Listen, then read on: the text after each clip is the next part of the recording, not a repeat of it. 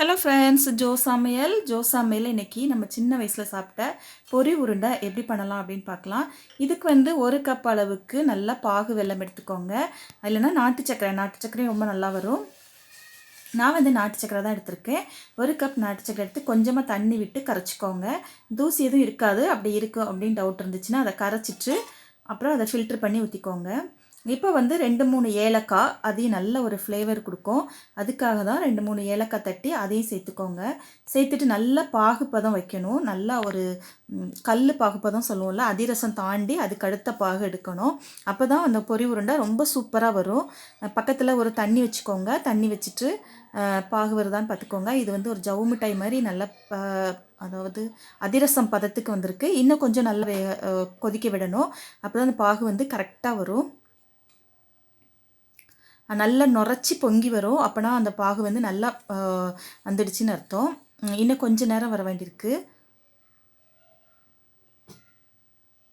பாருங்கள், இது வந்து சவு மிட்டாய் மாதிரி இருக்குது. இன்னும் கொஞ்சம் வரணும். அப்போ தான் நம்மளோட பொரி உருண்டை வந்து நல்லா சூப்பராக நல்லா இருக்கும்.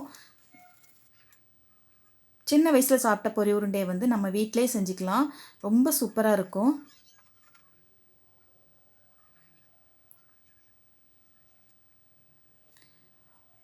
அதை வந்து பாகு பார்த்துட்டு அதை உருட்டிக்கோங்க. உருட்டும்போது கீழே போட்டால் நங்குன்னு சத்தம் வரணும். அந்த அளவுக்கு வந்து அதை ஒரு கல் பதம் எடுத்துக்கோங்க.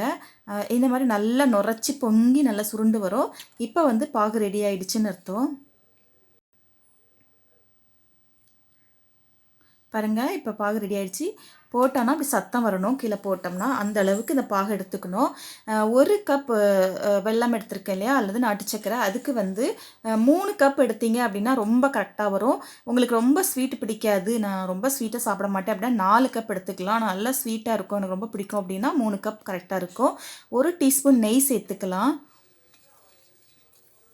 கடையில் வாங்குறதுலலாம் நெய் ஏலக்காய்லாம் சேர்க்க மாட்டாங்க. நம்ம வீட்டில் பண்ணுறதுனால நெய் ஏலக்காய்லாம் சேர்த்துட்டு பண்ணிக்கலாம்.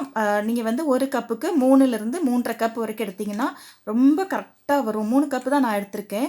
3 கப்புக்கு வந்து ரொம்ப கரெக்டாக சூப்பராக இருந்துச்சு, நல்லா ஒரு ஸ்வீட்னஸோட.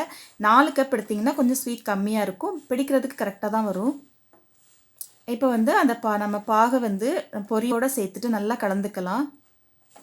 நல்லா சூடாக கிளறிக்கணும். விட்டுட்டிங்க அப்படின்னா நல்லா உறைஞ்சிடும். நல்லா கிளறிட்டு கையில் வந்து அரிசி மாவு தொட்டுக்கலாம், அப்படி இல்லைன்னா தண்ணி தொட்டுக்கலாம். சூடோடு பிடிச்சிங்கன்னா தான் நல்லா பிடிக்க வரும். அதனால் சுட சுட அப்படி லைட்டாக வந்து உருட்டி வச்சுக்கலாம். அதுக்கப்புறம் நல்லா அழுத்தி விட்டு பிடிச்சிக்கலாம். இது கெட்டு போகாது, நல்லா வச்சு கூட சாப்பிட்லாம். குழந்தைங்களுக்கு ரொம்ப ஹெல்த்தியானது, ரொம்ப நல்லது. சின்ன குழந்தைங்க இருந்தால் கூட இதை வந்து ஈவினிங் ஸ்நாக்காக கூட அப்பப்போ கொடுத்துக்கலாம்.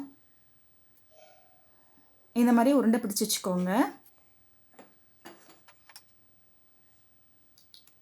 பாருங்கள், எல்லாத்தையும் உருண்டை பிடிச்சாச்சு. இப்போ வந்து கொஞ்சம் சூடாக இருக்கும். நம்ம நல்லா அழுத்தி விட்டு பிடிச்சிக்கலாம் நல்லா உருண்டையாக. இந்த மாதிரி எல்லாத்தையும் நல்லா உருண்டை பிடிச்சி வச்சுக்கோங்க.